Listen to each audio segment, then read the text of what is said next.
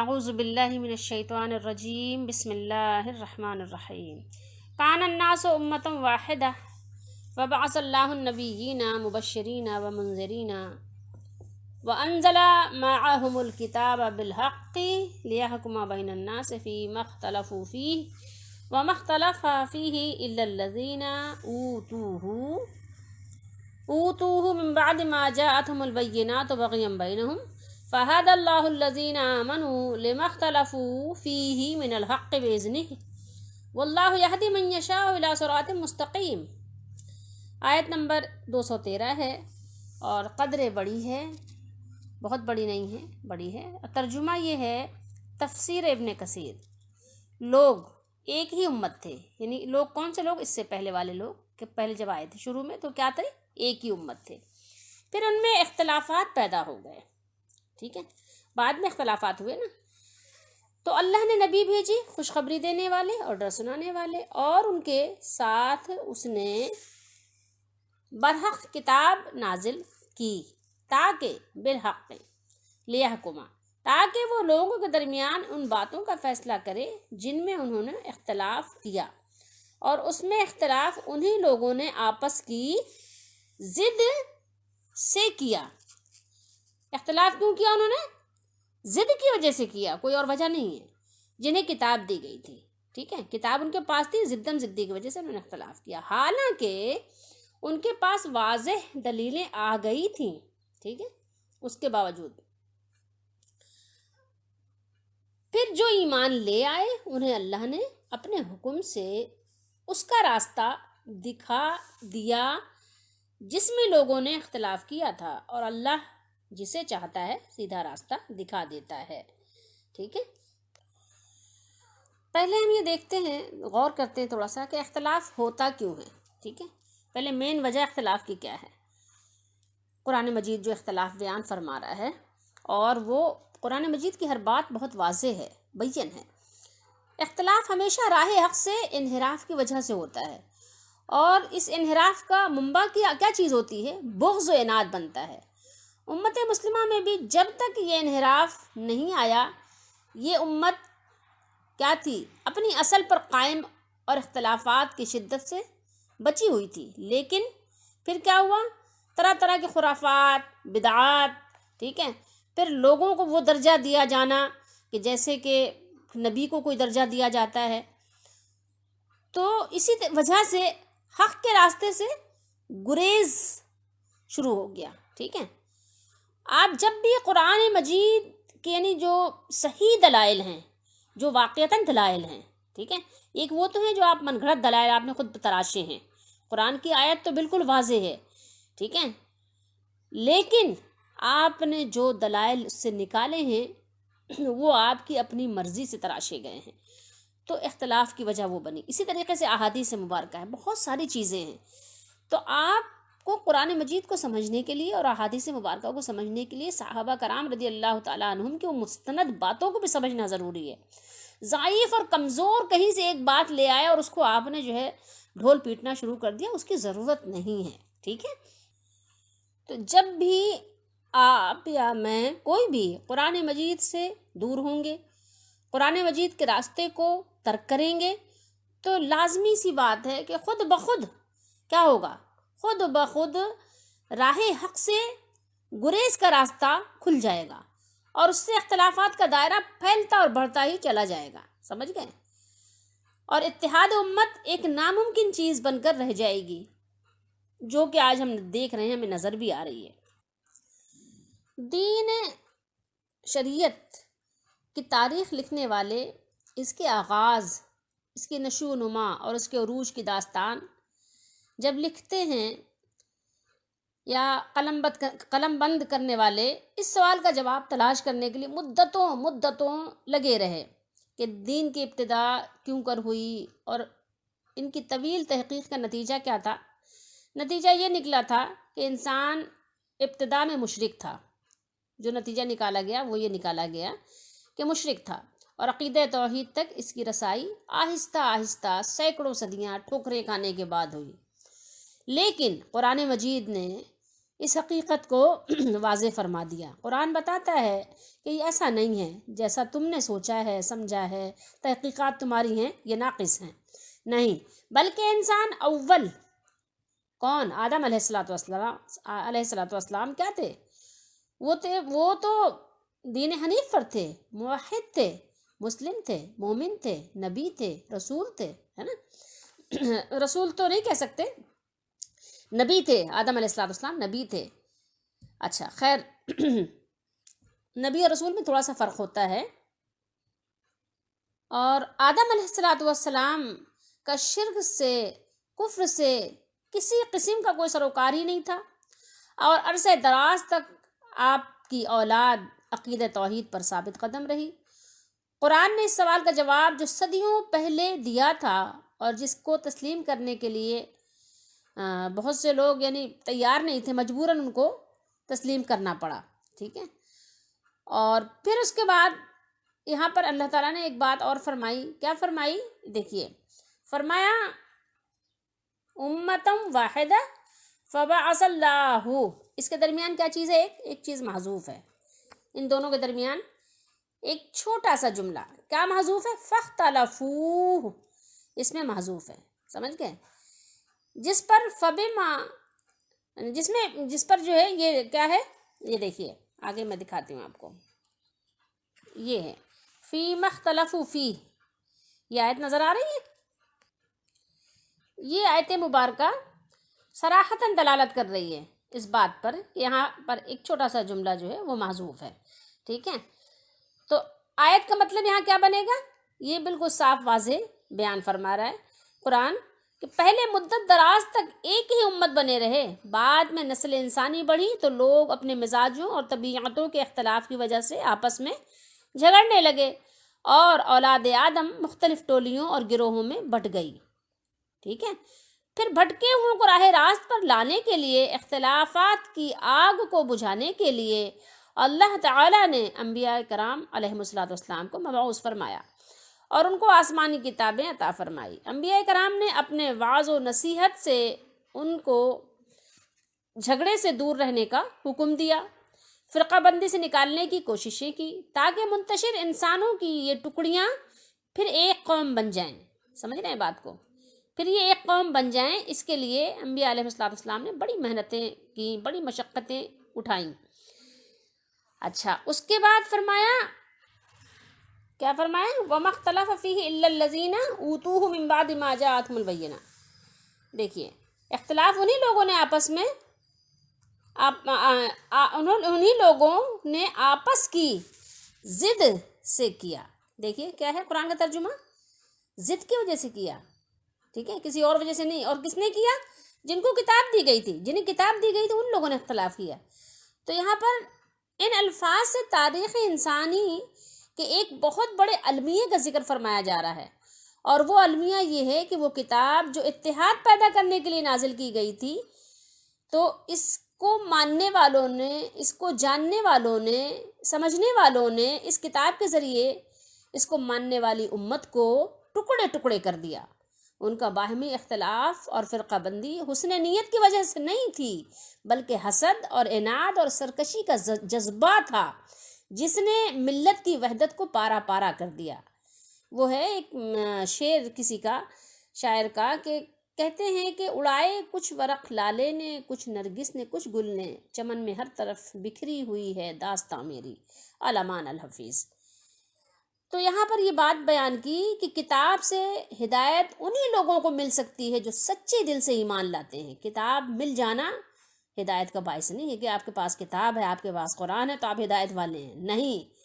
کہ ہدایت کس کو ملتی ہے؟ ان لوگوں کو مل سکتی ہے، یا ان لوگوں کو ملتی ہے جو سچے دل سے ایمان لاتے ہیں، جو حقیقت میں جن کے اندر خوف الہ ہے، جو اپنے مالک سے بن دیکھے ڈرتے ہیں، اور جو کتاب کے احکام کی تعمیل کرتے ہیں، اور جو لوگ اپنے من گھڑت معنوں کا لباس اللہ کی آیات بینات کو زبردستی پہنا دینے کو اپنے علم و کمال کا کرشمہ سمجھتے ہیں، وہ اس سے ہدایت نہیں پا سکتے۔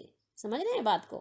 ہدایت کے لیے آپ کو ضروری ہے کہ پہلے آپ کے اندر آخرت کا یقین ہو، اللہ عز و جل کے حضور میں حضوری کا، حاضری کا، آپ کو یقین ہو کہ آپ نے حاضر ہونا ہے اس اللہ کی عدالت کے کٹہرے میں، آپ نے کھڑا ہونا ہے، پھر جا کر آپ کے اندر، یعنی کھیت تو ہے، کھیت ہے، لیکن کھیت جب تک تیار نہ ہو بیج ڈالنے کا فائدہ نہیں ہوتا۔ کھیت پہلے تیار کیا جاتا ہے۔ کھیت آپ جانتے ہیں نا، جہاں پر مختلف طرح کے جو ہے اجناس بوئے جاتے ہیں، جہاں پر گیہوں لگایا جاتا ہے، چاول لگایا جاتا ہے، سبزیاں لگائی جاتی ہیں، تو کھیت تو موجود ہے، لیکن کھیت کی جب تک آبیاری نہیں ہو، آپ ایسے چلتی پھرتے زمین میں آپ ایسے اٹھا کے بیج ڈال دیں، پانی ڈال دیں، تو کیا پودا اگے گا؟ نہیں اگے گا۔ اگر وہ بالفرض، ٹھیک ہے، اڑ بھی گیا تو کچھ تھوڑا بہت، یعنی اس میں سے کچھ ہریالی آپ کو، کچھ رویدگی نظر آ بھی گئی، تو لیکن وہ پائے تکمیل تک نہیں پہنچتی۔ یہ بات یہ آپ کو ماننا پڑے گا۔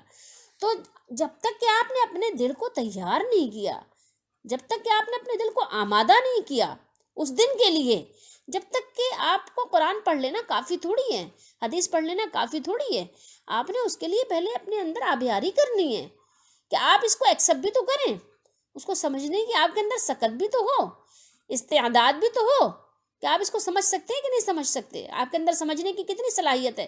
پہلے ان صلاحیتوں کو تو آپ جو ہے کہتے ہیں وہ کریں۔ جب تک کہ آپ کی صلاحیتیں بیدار نہیں ہوں گی، آپ کا مغز بیدار نہیں ہوگا، تو کتنا کچھ بھی آپ پڑھ لیں، پڑھنے سے تھوڑی فائدہ ہے۔ جو پڑھیں گے بس الٹی سیدھی تعویلات کرنے لگ جائیں گے۔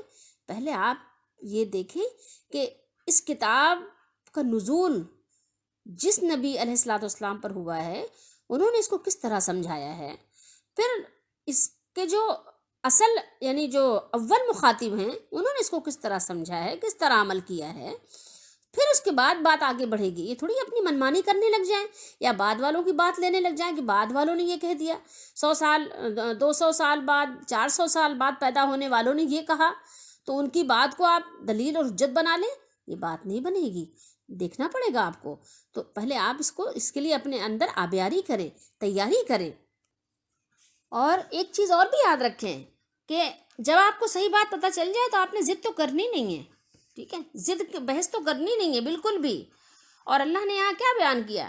فَهَدَى اللَّهُ الَّذِينَ آمَنُوا لِمَا اخْتَلَفُوا فِيهِ مِنَ الْحَقِّ بِإِذْنِهِ، یعنی پہلی امتوں میں اختلافات لا علمی کی وجہ سے نہیں، بلکہ باہمی حسد، ضد اور سرکشی کی وجہ سے پیدا ہوئے، جس سے وہ کیا ہوا؟ فرقوں میں بٹ گئے، اور اس وجہ سے گمراہ ہو گئیں وہ امتیں۔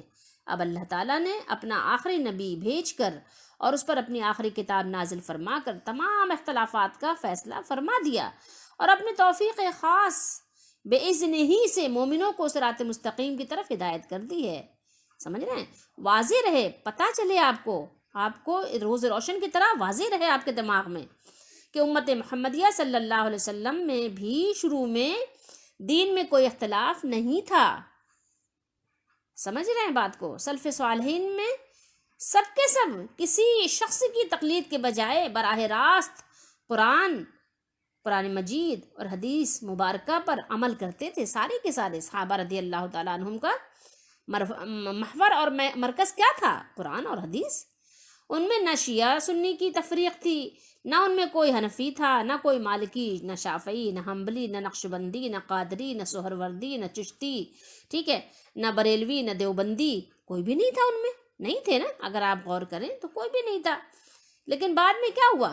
بعد میں کوئی نقشبندی ہو گیا، کوئی چشتی ہو گیا، کوئی پتہ نہیں کون ہو گیا، تو چکڑالوی ہو گیا، تو کوئی اور ہو گیا، کوئی بریلوی ہو گیا۔ یہ سب بات کی پیداوار ہے، ٹھیک ہے۔ رسول اللہ صلی اللہ علیہ وسلم نے فرما دیا۔ کیوں فرما دیا تھا؟ اس لیے کہ یہ ہونا تھا، تو اس لیے آپ نے آگاہ فرما دیا تھا۔ تم ضرور ہی اپنے سے پہلے لوگوں کے پیچھے چل پڑو گے، جس طرح بالشت بالشت کے برابر اور ہاتھ ہاتھ کے برابر ہوتا ہے۔ کوئی فرق ہوتا ہے؟ فرق ہوتا ہے؟ نہیں ہوتا نا۔ ایک ہاتھ کا بالش تو دوسرے ہاتھ کا بالش، یا یہ والا ہاتھ دایاں بایاں، کوئی فرق ہوتا ہے؟ نہیں ہوتا۔ یہاں تک کہ اگر وہ کسی بل میں، کسی یعنی جانور کے بل میں وہ جا گھسے ہوں تو تم بھی ان کے پیچھے جاؤ گے، سمجھے؟ تو بلکہ آپ صلی اللہ علیہ وسلم نے سوال کیا گیا، پوچھا گیا یا رسول اللہ صلی اللہ علیہ وسلم اس سے مراد یہود و نصارہ ہیں؟ تو آپ صلی اللہ علیہ وسلم نے جواب میں فرمایا نعم، فرمایا ہاں، پھر اور کون ہیں؟ مطلب اگر وہ نہیں ہیں تو اور کون مراد ہیں؟ پھر یہود و نصارہ ہی مراد ہیں۔ بخاری شریف میں یہ حدیث شریف موجود ہے۔ تو آپ کے اس فرمان کے مطابق جب اس امت میں بھی اہل کتاب کی طرح شخصی رائے کی تقلید اور اپنے دھڑے کی بے جا حمایت پر جمود پیدا ہو گیا، لوگوں نے قرآن و حدیث کے بجائے اقوال رجال کو دین سمجھنا شروع کر دیا، تو امت مختلف فرقوں میں بٹ کر تباہ ہو گئی۔ ہر شخص اپنے فرقے کی بات کرتا ہے، فرقے کی دفاع کرتا ہے۔ آپ دیکھ لیں، غور کر لیں، اگر کوئی چادر پہن رہا ہے تو اپنے چادر پہننے کو دفاع کرے گا وہ، ٹھیک ہے؟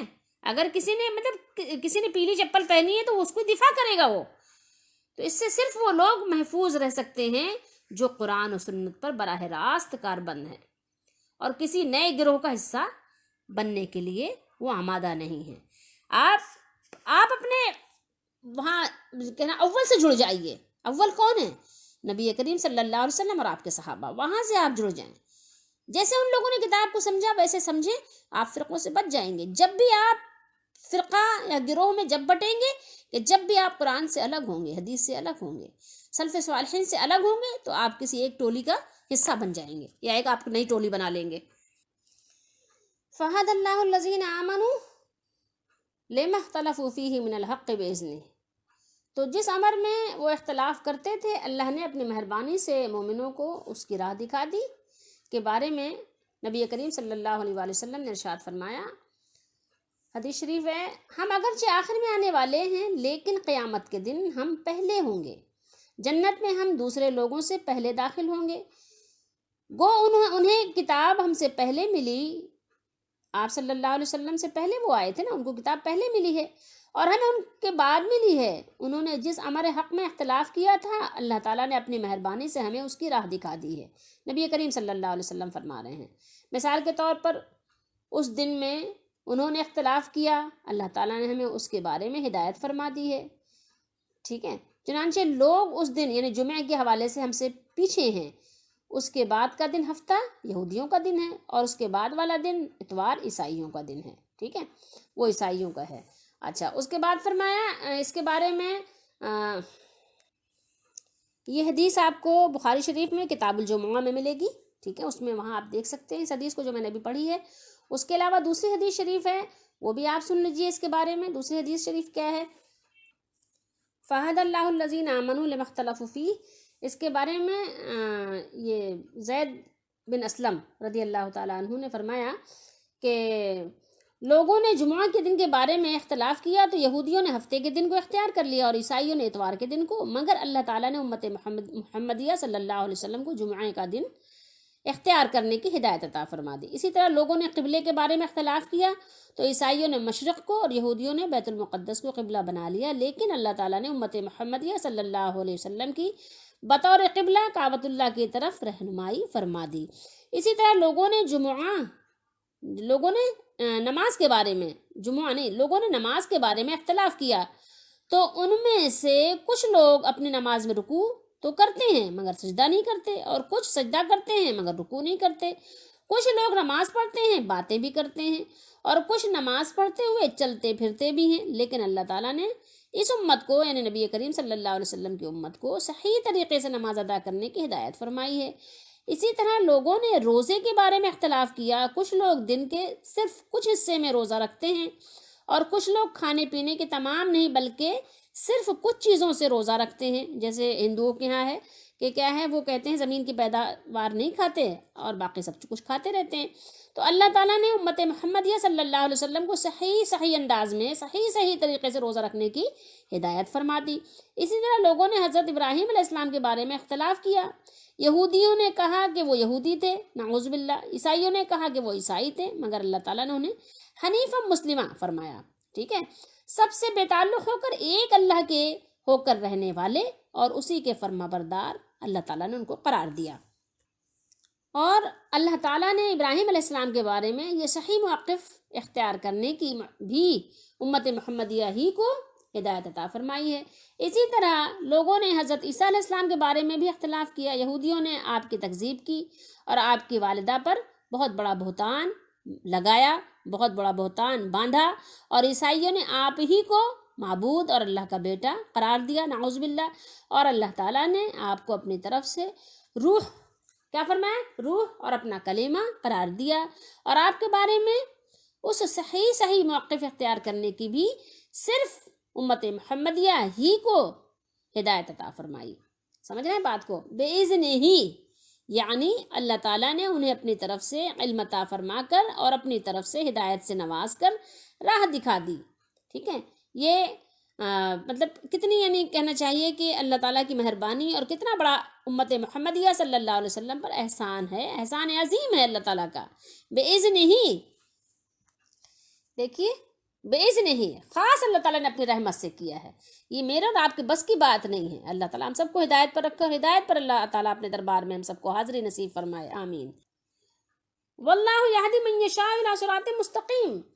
کیا فرمایا اللہ تعالیٰ نے؟ اور اللہ تعالیٰ جس کو چاہتا ہے سیدھا راستہ دکھا دیتا ہے. سبحان اللہ. اے اللہ تو ہم سب کو سیدھا راستہ دکھا بھی، سیدھا راستہ چلا بھی، سیدھا راستے پہ استقامت بھی دے، سیدھے راستے پہ زندہ رکھ اور سیدھے راستے پر ایمان کی موت نصیب فرما. سیدھے راستے پر ہی، سیدھے راستے والوں کی جماعت کے ساتھ ہی اپنے دربار میں ہم سب کو کھڑا کرنا اور سیدھے راستے والوں میں ہمیں اپنے دربار میں لکھ لینا. آمین. تو اللہ تعالیٰ نے فرمایا کہ اپنی مخلوق میں سے یعنی اللہ تعالیٰ ہدایت دکھا دیتا ہے، ہدایت عطا کرتا ہے جس کو چاہتا ہے، اور اللہ جس کو چاہتا ہے سیدھا راستہ دکھا دیتا ہے اپنی مخلوق میں سے، یعنی اپنی مخلوق میں سے دکھاتا ہے. اور کس کو دکھاتا ہے؟ اور اس سلسلے میں صرف اور صرف اسی کا حکم اور اسی کی دلیل کارگر ثابت ہوتی ہے.